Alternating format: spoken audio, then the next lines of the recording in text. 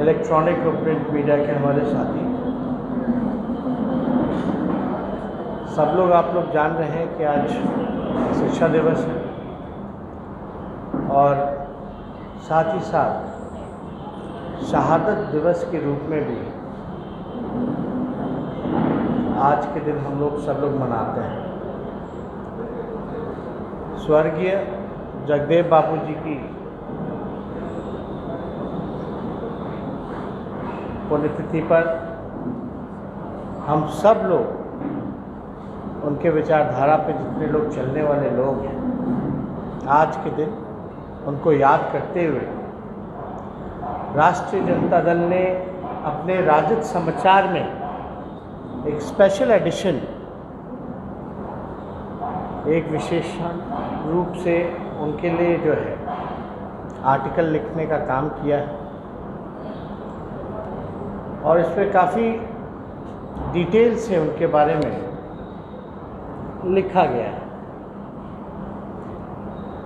जगदेव बाबू हमेशा कहते थे कि पहली पीढ़ी जो है गोली खाएगी, दूसरी पीढ़ी जो है जेल जाएगी और तीसरी पीढ़ी जो है वो राज करेगी।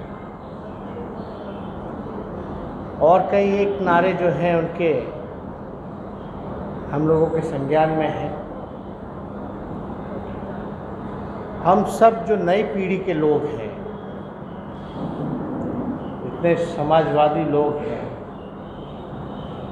जगदेव बाबू जी को जानना चाहिए, पढ़ना चाहिए, समझना चाहिए और बेहद ज़रूरी था कि हमारे पार्टी में भी लोग उनको पढ़ें, लोग जानें, क्योंकि पूरे बिहार में कई नए नए लोग जो हैं वो जुड़ते रहते हैं पार्टी में। इसलिए बेहद ज़रूरी था कि आज जो शहादत दिवस जो हम लोगों ने मनाने का काम किया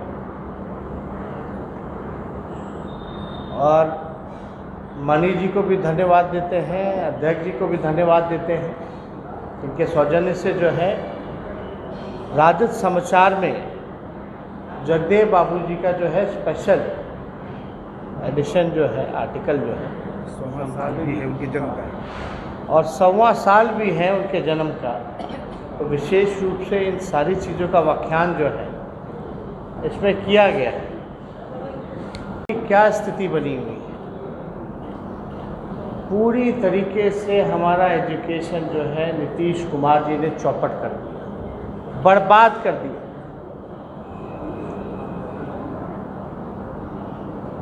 वो किसी से छिपा नहीं है, पदे खाली हैं, भरे नहीं जा रहे।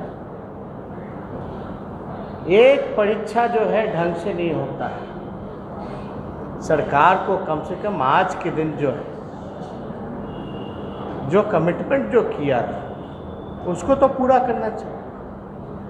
चाहे एसटीटी वाले हों, आपके सारे जितने अलग अलग शिक्षक हैं, सब लोग परेशान हैं, तंग आ चुके हैं सरकार से। कुछ लोग कोर्ट चले गए, कोर्ट से ऑर्डर भी आ गया, फिर भी जो है सरकार मनमानी ढंग से जो है अपना काम कर रही है।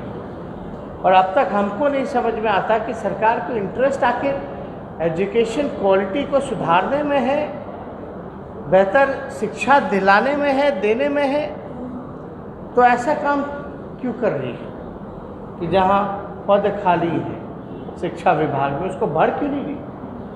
अगर आप चाहते हैं कि स्कूलों में पढ़ाई हो तो शिक्षकों की नियुक्ति होनी चाहिए और नियमानुकूल हो,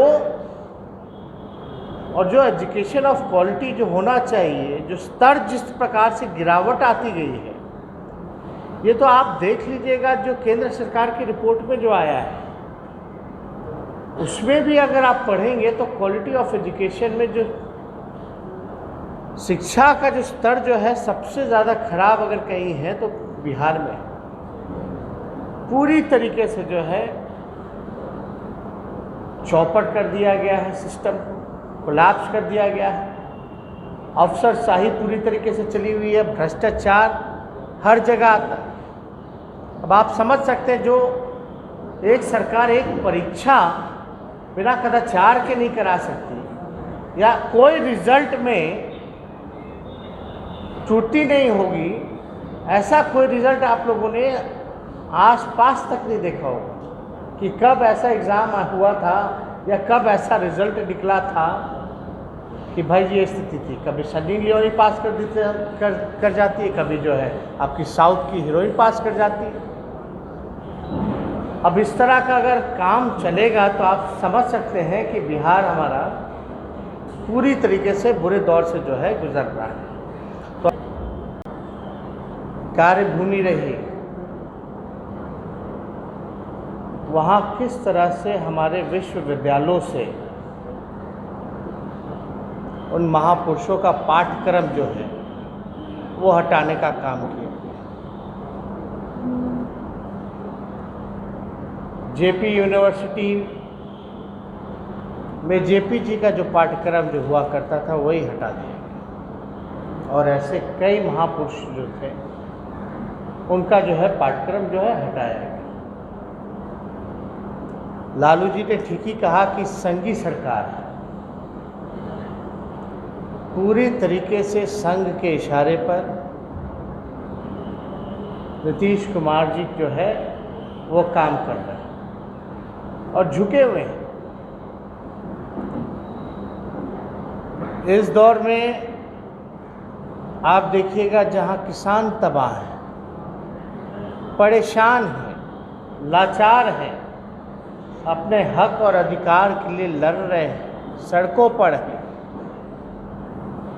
एक तानाशाह सरकार जो है किसी भी किसान भाई का दुख जो है वो दूर नहीं करना चाहती, बल्कि तकलीफ में डालने की कोशिश की जा रही है।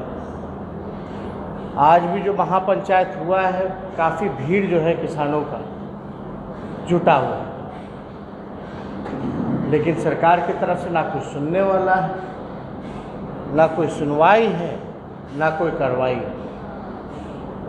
ज़बरदस्ती जो है, किसान जो जानते हैं कि उनका भलाई किसमें है, लेकिन सरकार को पता नहीं क्या लगा हुआ है, ज़बरदस्ती भलाई करना चाहते हैं।